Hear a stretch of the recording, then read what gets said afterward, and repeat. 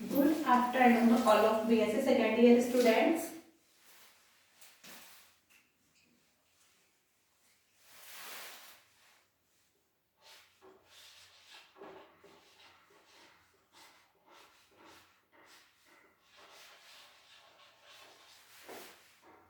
We are discussing about photosynthesis.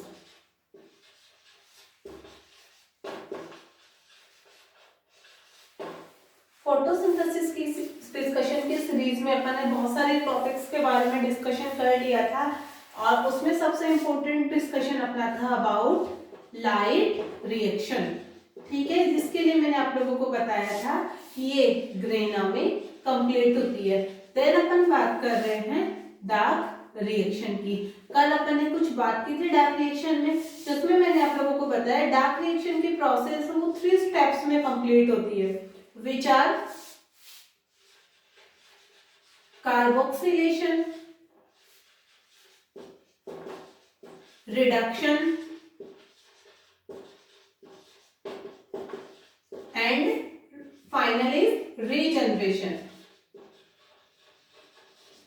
जिसमें मैंने आप लोगों को बताया था कार्बोक्सिलेशन में क्या किया जाता है, CO2 या कार्बन को फिक्स किया जाता है। ठीक है, रिडक्शन में रिडक्शन होता है एंड रीजनरेशन में क्या किया जाता है, जो RUBP अपन यूटिलाइज कर रहे हैं उसका फिर से रीजनरेशन किया जाता है ताकि साइकिल आगे भी चल सके। प्लांट सब कुछ सहन कर सकता है, बस ये RUBP का नुकसान है, इसको ये टॉलरेट नहीं कर सकता। इस वजह से ये क्या करता है, इसको फिर से रीजनरेट करता है और C3 साइकिल में फिर से रीजनरेशन की स्टेप होती है। डार्क रिएक्शन को अपन बोल रहे थे C3 साइकिल, उसका रीजन मैंने बताया था फर्स्ट स्टेबल कंपाउंड 3 कार्बन का बनता है, गले से क्या बोला जाता है, C3 साइकिल। इसे ही बोला जाता है केल्विन साइकिल। क्यों? क्योंकि सबसे पहले मेल्विन केल्विन नाम के साइंटिस्ट ने इसे क्लोरेला नाम की एलिमेंट डिस्कवर किया था। देन उनके रेस्पेक्ट में अपन इसे क्या बोलते हैं, केल्विन साइकिल। 3 नाम है, dark first is dark reaction, second is C3 cycle and third is Calvin cycle. So आप लोगों को कंफ्यूज नहीं होना है, एग्जाम में आपको इसे C3 साइकिल के नाम से भी पूछा जा सकता है, डार्क रिएक्शन के नाम से भी पूछा जा सकता है एंड केल्विन साइकिल के नाम से भी पूछा जा सकता है।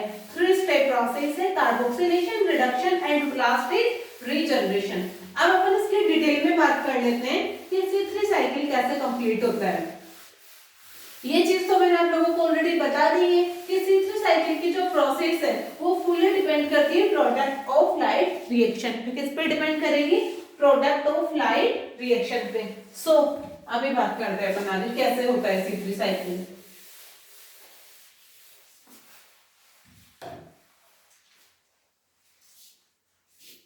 सबसे पहले मैंने आप लोगों को बताया था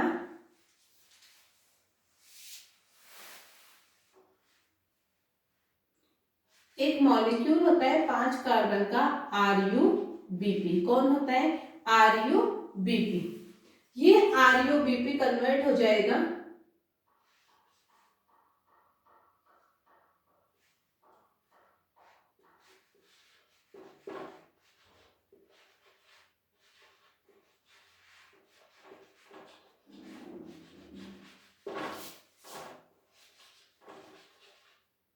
राइबोलोज 1,5 बिसफॉस्फेट में। ठीक है, ये राइबोलोज 1,5 बिसफॉस्फेट क्या करेगा, एटमॉस्फेयर से आने वाले CO2 को एक्सेप्ट करेगा और क्या बना लेगा, ये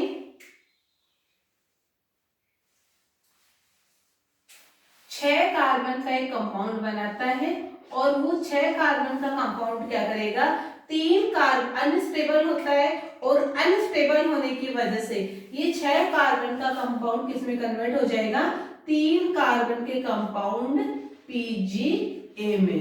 ठीक है, किसमें कन्वर्ट हो जाएगा, ये 3 कार्बन के कंपाउंड PGA में कन्वर्ट हो जाएगा।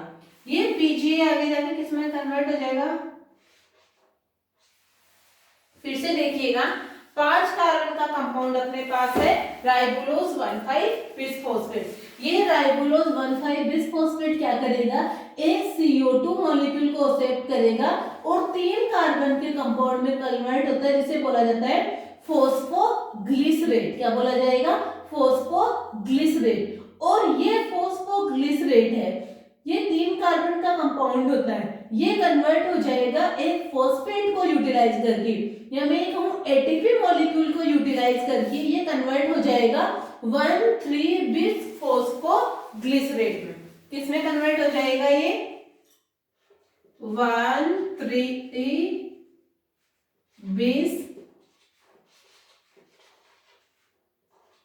फॉस्फोग्लिसरेट में। ठीक है, क्या होगा, 3 कार्बन का जो पीजीए बना है अपने पास या फॉस्फोग्लिसरेट बना है, ये एक एटीपी मॉलिक्यूल्स को यूटिलाइज करके ये कन्वर्ट हो जाएगा 1,3 बिस फॉस्फोग्लिसरेट में। किसमें कन्वर्ट हो जाएगा, 1,3 बिस फॉस्फोग्लिसरेट में। और ये 1,3 बिस फॉस्फोग्लिसरेट कन्वर्ट होता है ग्लिसरेल्डिहाइड 3 फॉस्फेट में। किसमें कन्वर्ट हो जाएगा ये,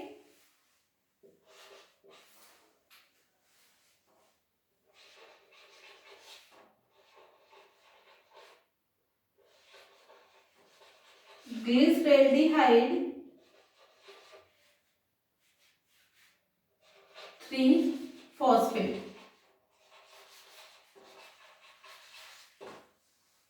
जिसे शॉर्ट में बोला जाएगा GAP।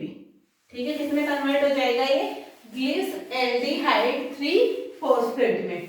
अब देखिए, ये जो ग्लिसरेल्डिहाइड 3 फॉस्फेट बना है अपने पास, जिसे अपन बोल रहे हैं GAP, इसे GAP का एक आइसोमर फॉर्म होती है, जिसे बोला जाता है DHAP। क्या बोला जाएगा यहाँ पे, DHAP, डाईहाइड्रोक्सी एसीटोन फॉस्फेट। क्या बोला जाएगा इसे, dihydroxy acetone phosphate.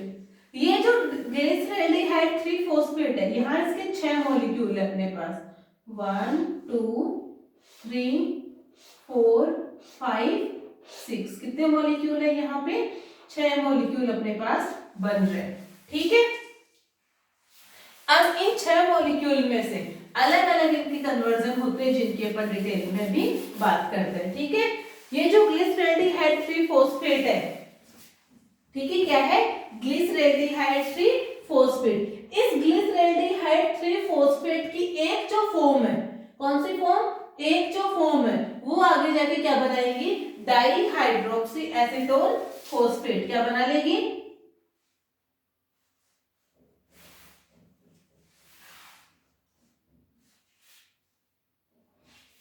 DHAP, dihydroxy acetone phosphate. फिर से सुनिएगा, ग्लिसरेल्डिहाइड 3 फॉस्फेट के 6 मॉलिक्यूल है, इनका एक मॉलिक्यूल किसमें कन्वर्ट हो जाएगा, डाईहाइड्रोक्सी एसीटोन फॉस्फेट में। ठीक है, एक बार इस डाईहाइड्रोक्सी एसीटोन फॉस्फेट को अपन एज यूजुअल छोड़ देते हैं। अब अपन बात करते हैं बाकी के 5 मॉलिक्यूल की। बाकी के 5 मॉलिक्यूल में से एक ग्लिसरेल्डिहाइड फॉस्फेट, ठीक है, बाकी के 5 मॉलिक्यूल में से एक ग्लिसरेल्डिहाइड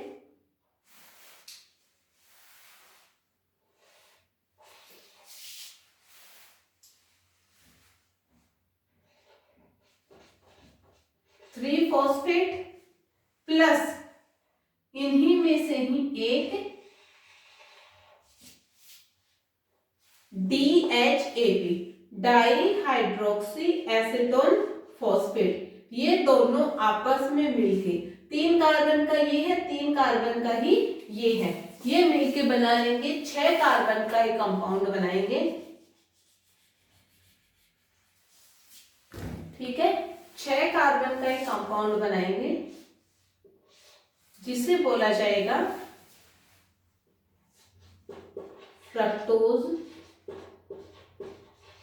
6 फॉस्फेट। क्या बोला जाएगा, फ्रक्टोज 6 फॉस्फेट। फिर से सुनिएगा, 3 कार्बन का DHAP प्लस ग्लिसरैल्डिहाइड फॉस्फेट, ये आपस में मिलके बनाते हैं 6 कार्बन का कंपाउंड फ्रक्टोज 6 फॉस्फेट। ये फ्रक्टोज 6 फॉस्फेट क्या करेगा, अपने पास ये जो ग्लिसरैल्डिहाइड 3 फॉस्फेट बने हैं इनका ही एक और मॉलिक्यूल, 6 थे ना टोटल,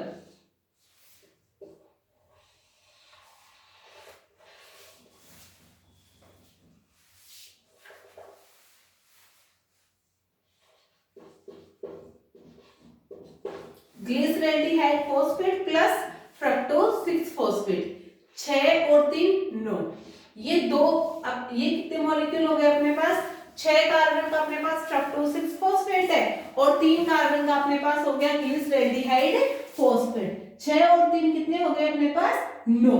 ठीक है, तो अपने पास 9 कार्बन है, तो ये 9 आपस में दोनों मिलके क्या करेंगे, 2 मॉलिक्यूल्स में ब्रेक डाउन हो जाएंगे। कितने मॉलिक्यूल में, 2 मॉलिक्यूल में ब्रेक डाउन हो जाएंगे, और जिसमें ये ब्रेक डाउन होंगे दोनों, उनका नाम है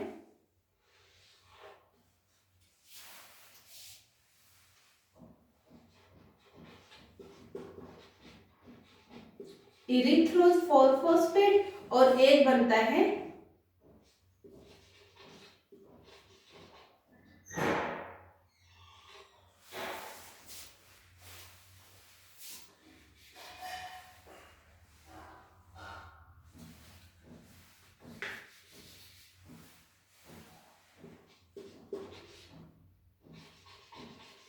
जाइलुलोज 5 फॉस्फेट। ये 4 कार्बन का कंपाउंड है, ये 5 कार्बन का कंपाउंड है। फिर से सुनिएगा, 6 कार्बन का फ्रक्टोज 6 फॉस्फेट प्लस 3 कार्बन का ग्लिसरैल्डिहाइड फॉस्फेट, 6 और 3 9, ये दोनों मिलके बनाएंगे 4 कार्बन का इरिथ्रोज 4 फॉस्फेट प्लस 5 कार्बन का जाइलुलोज 5 फॉस्फेट। एक बार जाइलुलोज 5 फॉस्फेट को अपन छोड़ देते हैं और 4 कार्बन का जो इरिथ्रोज 4 फॉस्फेट बना है ये क्या करेगा, जो ग्लिसरैल्डिहाइड फॉस्फेट है उसी का ही आइसोमर है अपने पास DHAP।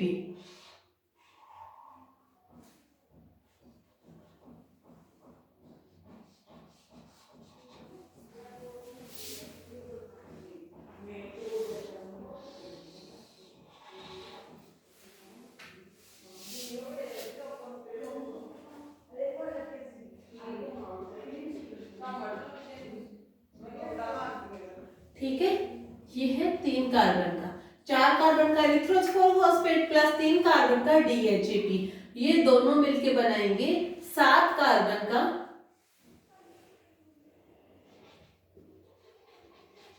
शूडो हेप्टुलोज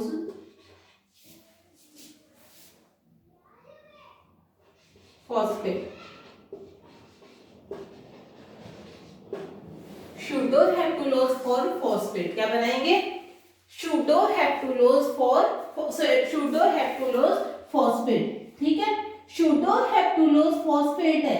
ठीक है, ये क्या करेगा, वापस से एक ग्लिसरैल्डिहाइड फॉस्फेट, यानी एक मॉलिक्यूल किसका रहेगा यहाँ पे, एक मिनट,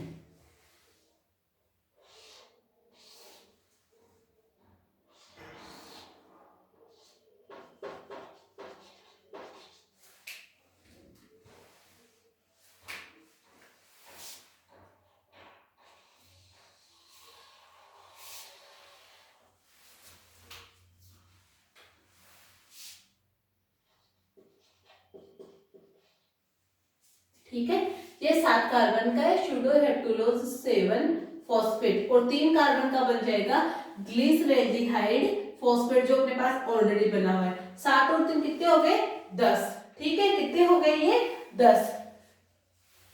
फिर से सुनिएगा, 7 कार्बन का शूडो हेप्टुलोज 7 फॉस्फेट प्लस 3 कार्बन का ग्लिसरैल्डिहाइड फॉस्फेट, तीनों आपस में मिलेंगे, दोनों आपस में मिलेंगे, 7 और 3 कितने हो गए 10। ठीक है, ये 10 मिलके क्या बना लेंगे, राइबोज 5 फॉस्फेट और जाइलुलोज 5 फॉस्फेट क्या करेंगे, ये दोनों मिलेंगे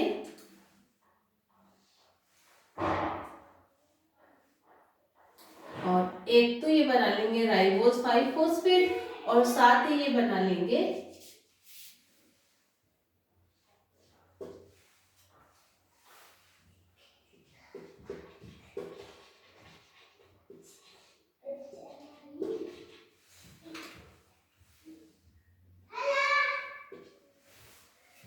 अब एक बार पूरे साइकिल को फिर से देखिएगा, बनाते टाइम थोड़ा कम समझ में आया होगा आप लोगों को, साथ साथ में लिख भी रही थी, बोल भी रही थी, उस वजह से।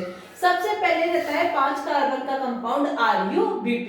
ये RuBp क्या करेगा, रुबिस्को एंजाइम की प्रेजेंस में,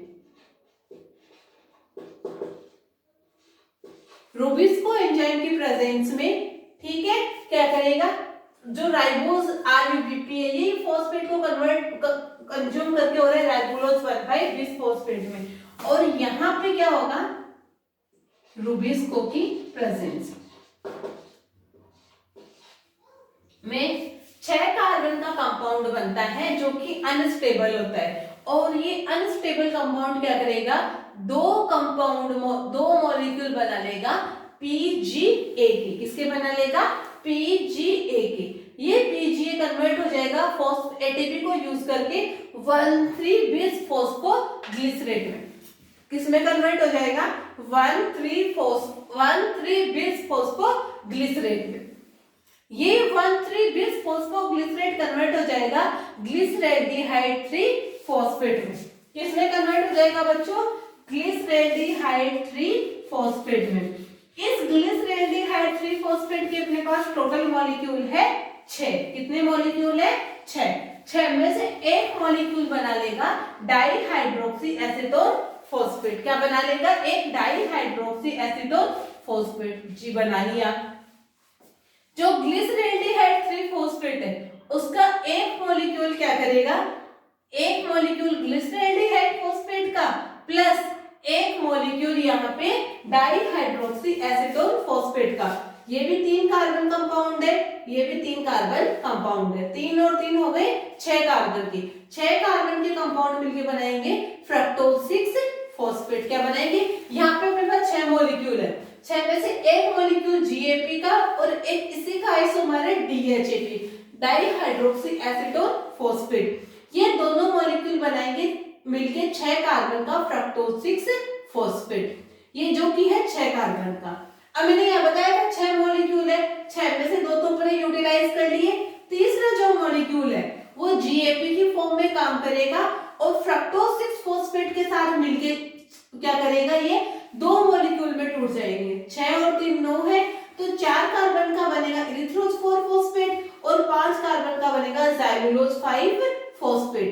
ठीक है, अब जो 4 कार्बन का अपने पास इरिथ्रोज 4 फॉस्फेट बना है ये बन गया, प्लस यहाँ पे अपने पास 2 मॉलिक्यूल तो यूटिलाइज हो गए। तीसरा मॉलिक्यूल यहाँ पे काम करेगा, सॉरी 3 मॉलिक्यूल तो अपने पास यूटिलाइज हो गए। चौथा मॉलिक्यूल अपने पास काम करेगा DHAP की फॉर्म में। ये DHAP 4 कार्बन के इरिथ्रोज 4 फॉस्फेट के साथ मिलके 7 कार्बन का मॉलिक्यूल बनाएगा सूडोहेप्टुलोज 7 फॉस्फेट। क्या करेगा, 7 कार्बन का कंपाउंड बनाएगा सूडोहेप्टुलोज 7 फॉस्फेट। ये सूडोहेप्टुलोज 7 फॉस्फेट क्या करेगा, 4 मॉलिक्यूल यूज आ चुके हैं GAP के, 5वां मॉलिक्यूल लेगा ये वापस से ग्लिसरेल्डिहाइड फॉस्फेट की फॉर्म में और क्या करेगा, 6 7 और 3 कितने हो गए 10, 3 और 7 कितने हो गए 10। तो 5 कार्बन का बनाएगा RuBp और 5 कार्बन का बनाएगा ज़ाइलुलोज 5 फॉस्फेट। ये ज़ाइलुलोज 5 फॉस्फेट फिर से RuBp में कन्वर्ट हो जाएगा, जो कि अपने पास रीजनरेशन की प्रोसेस रहेगी। यहां तक की जो प्रोसेस है अपनी वो है अपना कार्बोक्सिलेशन। ये वाली यहां तक की जो प्रोसेस है अपनी ये है अपना रिडक्शन। ठीक है, और ये इधर वाली जो प्रोसेस है वो है अपनी रीजनरेशन। ठीक है, 3 स्टेप में डिवाइड कर सकते हैं अपन इसको। फिर से सुनिएगा, 5 कार्बन का कंपाउंड है RuBp। ये 5 कार्बन का RuBp है, ये CO2 को एक्सेप्ट करके, या मैं ये कहूं एक CO2 को यूटिलाइज करके 6 कार्बन का अनस्टेबल कंपाउंड बनाता है। क्या करता है, 6 कार्बन का अनस्टेबल कंपाउंड बनाता है, जो कि 3 कार्बन के 2 मॉलिक्यूल यानी PGA में टूट जाता है। यहाँ पे PGA फर्स्ट स्टेबल कंपाउंड होता है। ये PGA क्या करेगा, ATP को यूटिलाइज करके यहाँ पे ये बनाएगा 1,3 बिस फॉस्फोग्लिसरेट। क्या बनाएगा, 1,3 बिस फॉस्फोग्लिसरेट। ग्लिसरेट। ये 1,3 बिस फॉस्फोग्लिसरेट कन्वर्ट हो जाएगा ग्लिसरेल्डिहाइड 3 फॉस्फेट में, जिसके 6 मॉलिक्यूल बनेंगे। ठीक है, 6 मॉलिक्यूल में से इसका ही एक आइसोमेरिक फॉर्म होती है DHAP, कई बार वो भी बनती है। अब देखिए 6 मॉलिक्यूल है, 6 में से एक मॉलिक्यूल GAP का यानी ग्लिसरेल्डिहाइड फॉस्फेट का प्लस एक मॉलिक्यूल DHAP का, 3-3 कार्बन के दोनों मॉलिक्यूल है। 3-3 कार्बन के दोनों मॉलिक्यूल मिलके बनाते हैं 6 कार्बन कंपाउंड फ्रक्टोज 6 फॉस्फेट। क्या बनाएंगे बच्चों? Fructose 6 phosphate. ये फ्रक्टोज 6 फॉस्फेट 6 कार्बन का कंपाउंड है। ये एक GAP के मॉलिक्यूल के साथ में बाइंडिंग करेगा और क्या बना लेगा? 7 का 6 और 3 9 हो गए, 4 कार्बन का इरिथ्रोस्फोर फॉस्फेट प्लस 5 कार्बन का ज़ैलुलोज 5 फॉस्फेट। ठीक है, ये 4 कार्बन का ज़ैलुलोज 4 फॉस्फेट क्या करेगा? 3 कार्बन के DHAP, अपने पास 6 मॉलिक्यूल थे, 6 में से 2 यूटिलाइज हुए भी। ठीक है, सॉरी 2 नहीं 3 यूटिलाइज हो गए अपने पास। ये चौथे नंबर का जो कार्बन जो अपने पास मॉलिक्यूल है DHAP है, DHAP से बॉन्डिंग करके क्या करेगा? 7 कार्बन का कंपाउंड बनाएगा स्यूडोहेप्टुलोज 7 फॉस्फेट। ये स्यूडोहेप्टुलोज 7 फॉस्फेट जो 5वां मॉलिक्यूल है GAP का, उससे बॉन्डिंग करके बनाएगा 5 कार्बन का RUBP और 5 कार्बन का ज़ैलुलोज 5 फॉस्फेट। ये ज़ैलुलोज 5 फॉस्फेट भी किसमें कन्वर्ट हो जाएगा? RUBP में कन्वर्ट हो जाएगा। 5 मॉलिक्यूल यहाँ यूटिलाइज हो गए अपने पास GAP या DHAP की फॉर्म में, और एक DHAP ऐसे का ऐसे पड़ा रहता है जो कि आगे जाके फेट की फॉर्म में डिपॉजिट हो जाता है। इसी के साथ ही अपना C3 साइकिल कंप्लीट होता है। ठीक है, आई होप आप लोगों को समझ में आया होगा।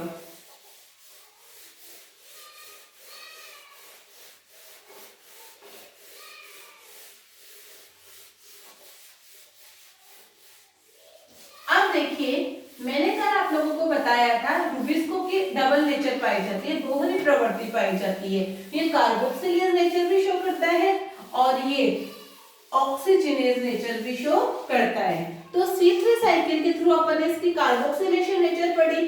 अब अपन बात करेंगे इसकी ऑक्सीजनेज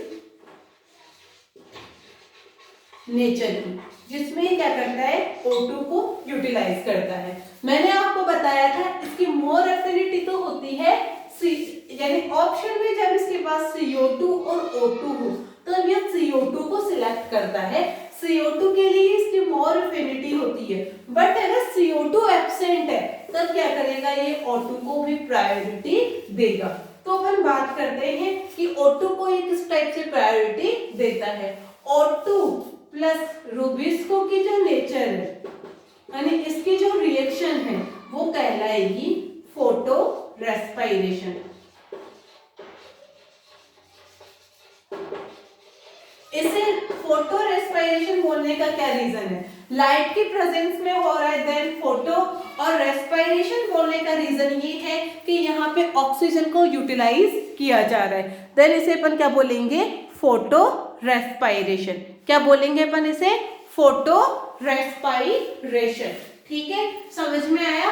O2 का यूटिलाइजेशन हो रहा है यहाँ पे, और ये सब जितने भी C3 प्लांट है उन सब में देखने को मिलती है। ठीक है, मैंने आप लोगों को बताया था, कल एक चीज बताई थी कि C3 एक साइकिल ऐसा साइकिल है जो सारे फोटोसिंथेटिक प्लांट में देखने को मिलता है। ठीक है, कुछ में C4 में मिलता है लेकिन C3 तो उनमें भी, C4 वाले में भी मिलेगा, वो अपन आगे डिस्कशन करेंगे। ठीक है, इसके अलावा ये एक टाइप की वेस्ट प्रोसेस है,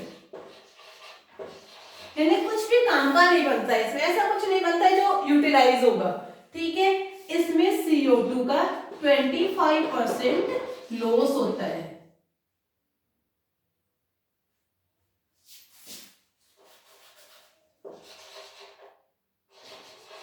ठीक है, 25% किसका लॉस होगा? यहाँ पे CO2 का लॉस होगा।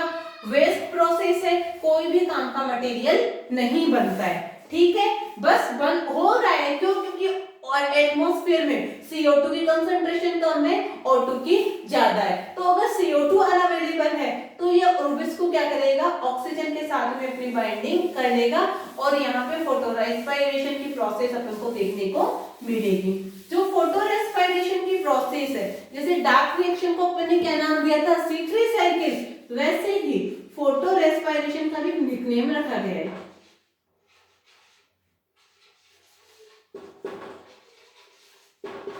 ठीक है, फोटो रेस्पिरेशन को अपन बोल रहे हैं C2 साइकिल।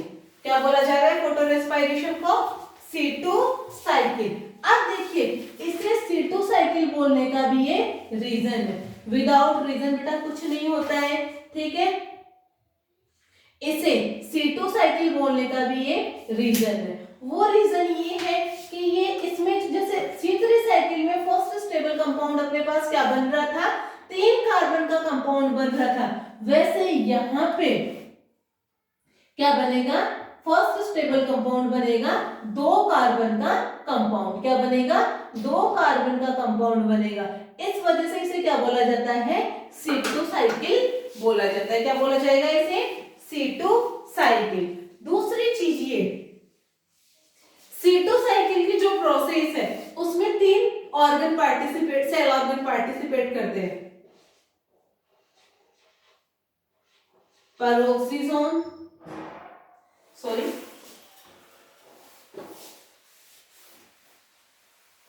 क्लोरोप्लास्ट, सेकेंड होता है peroxisome and third is mitochondria.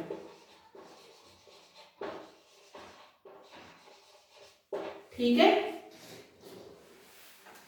C2 cycle photo respiration का मतलब है यहाँ पे ऑक्सीजन का यूज किया जाएगा। एक टाइप की वेस्ट प्रोसेस है। ठीक है, और यहाँ पे फर्स्ट स्टेबल कंपाउंड कितने कार्बन का बनेगा, 2 कार्बन का बनेगा। इस वजह से इसे क्या बोला जाता है, C2 साइकिल बोला जाता है। ठीक है, और पर C2 साइकिल की जो प्रोसेस है उसमें 3 सेल ऑर्गन्स पार्टिसिपेट करते हैं, यानी इसका जो साइक्लिक वे है वो 3 ऑर्गन्स के थ्रू कंप्लीट होता है। वो 3 ऑर्गन कौन कौन से हैं, क्लोरोप्लास्ट, पैरोक्सिसोम और माइटोकॉन्ड्रिया। ये तीनों सेल ऑर्गन मिलके क्या करेंगे, एक प्रोसेस कंप्लीट करेंगे and which is photo respiration. वो कौन सी है, फोटो रेस्पिरेशन। ये भी C3 साइकिल की तरह रूबिस्को एंजाइम की प्रेजेंस में ही होती है।